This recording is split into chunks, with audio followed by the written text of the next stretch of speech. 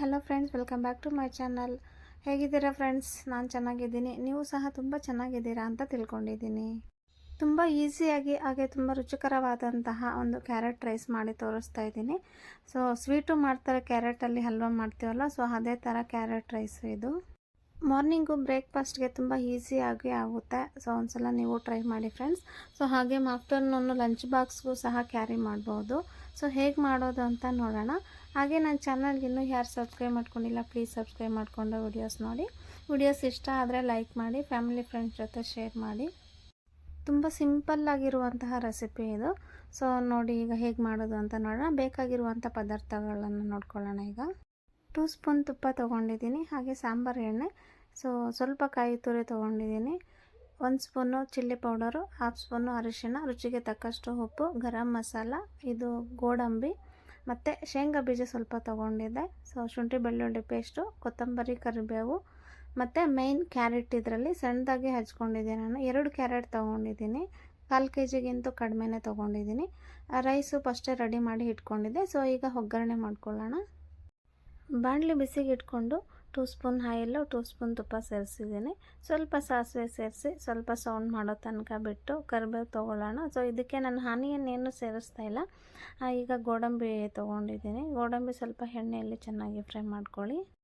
2 spoon ಕಡಲೆಬೀಜ ಸೇರಿಸ್ತಾ ಇದ್ದೀನಿ. ಆಗಲೇ ಕಡಲೆಬೀಜ ಅದು ಸ್ಕಿಪ್ ಆಗಿತ್ತು ವಿಡಿಯೋ, ಸೊ ಅದಕ್ಕಾಗಿ ಈಗ ಕಡಲೆಬೀಜ ತೊಗೊಂಡಿದ್ದೀನಿ. ಸೊ ನಿಮಗೆ ಆಪ್ಷನಲ್ಲು ಕಡಲೆಬೇಳೆ ಬೇಕಂತಂದ್ರೂ ತೊಗೊಳ್ಳಿ, ಇದರಲ್ಲಿ ಚೆನ್ನಾಗಿರುತ್ತೆ. ಈಗ ಶುಂಠಿ ಬೆಳ್ಳುಳ್ಳಿ ಪೇಸ್ಟ್ 1 ಸ್ಪೂನ್ ತೊಗೊಂಡಿದ್ದೀನಿ, ಅದನ್ನು ಸೇರಿಸಿ ಒಂದು ರೌಂಡು ಮಿಕ್ಸ್ ಕೊಡೋಣ.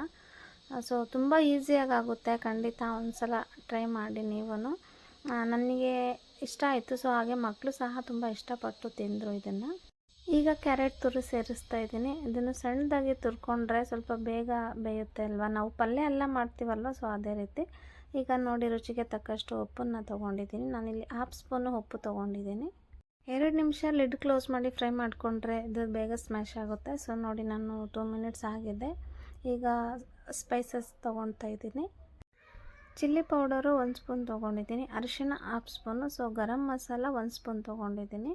ಸೊ ನಿಮ್ಮ ಮನೆಯಲ್ಲಿ ಕ್ವಾಂಟಿಟಿ ಜನ ಎಷ್ಟಿದ್ದಾರೋ ನೋಡಿಕೊಂಡು ತೊಗೊಳ್ಳಿ. ನಾನು ಮಾಡ್ತಾ ಇರೋ ಅಂಥದ್ದು 4 ಜನ ಟಿಫನ್ ಮಾಡ್ಬೋದು. ಸ್ವಲ್ಪ ಹಸಿ ಸ್ಮೆಲ್ ಹೋಗೋ ತನಕ ಫ್ರೈ ಮಾಡ್ಕೊಳ್ಳಿ. ಸೊ ನೋಡಿ ಆಗಿದೆ. ಈಗ ನಾನು ರೈಸ್ ಸೇರಿಸ್ಕೊತಾ ಇದ್ದೀನಿ. ರೈಸ್ ಫಸ್ಟೇ ರೆಡಿ ಮಾಡಿ ಇಟ್ಕೊಂಡಿದ್ದೆ ನಾನು. ಸೊ ರೈಸನ್ನು ಸೇರಿಸಿ ಚೆನ್ನಾಗಿ ಮಿಕ್ಸ್ ಕೊಡೋಣ. ರೈಸು ನೀಟಾಗಿ ಮಿಕ್ಸ್ ಆಗಿದೆ. ಸೊ ನೋಡಿ ಈಗ ಕೊತ್ತಂಬರಿ ಸೇರಿಸ್ಕೊಳ್ಳೋಣ. ಎಷ್ಟು ಚೆನ್ನಾಗಿ ಕಲರ್ಫುಲ್ಲಾಗಿ ಕಾಣಿಸ್ತಿದೆ ಅಲ್ವಾ.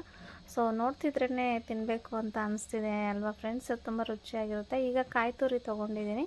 ಕಾಯಿ ತುರಿನೂ ಅಷ್ಟೇ ನಿಮಗೆ ಆಪ್ಷನಲ್ಲು, ಬಟ್ ತೊಗೊಳ್ಳೋದ್ರಿಂದ ತುಂಬ ಅಂದರೆ ತುಂಬ ರುಚಿಕರವಾಗಿರುತ್ತೆ. ಸೊ ಈಗ ಕ್ಯಾರೆಟ್ ರೈಸು ರುಚಿಯಾಗಿ ತಯಾರಿಯಾಗಿದೆ. ಸೊ ಕಲರ್ಫುಲ್ ಕ್ಯಾರೆಟ್ ರೈಸು ಹೇಗಿದೆ ಅಂತ ನೀವು ಒಂದ್ಸಲ ಟ್ರೈ ಮಾಡಿ ಟೇಸ್ಟ್ ಮಾಡಿ ನೋಡಿ. ನಾವಂತೂ ಟೇಸ್ಟ್ ಮಾಡಿದ್ವಿ, ತುಂಬ ರುಚಿಯಾಗಿತ್ತು. Thank you so much for watching video. Next ವಿಡಿಯೋದಲ್ಲಿ ಮತ್ತೆ ಸಿಗ್ತೀನಿ. ಬಾಯ್.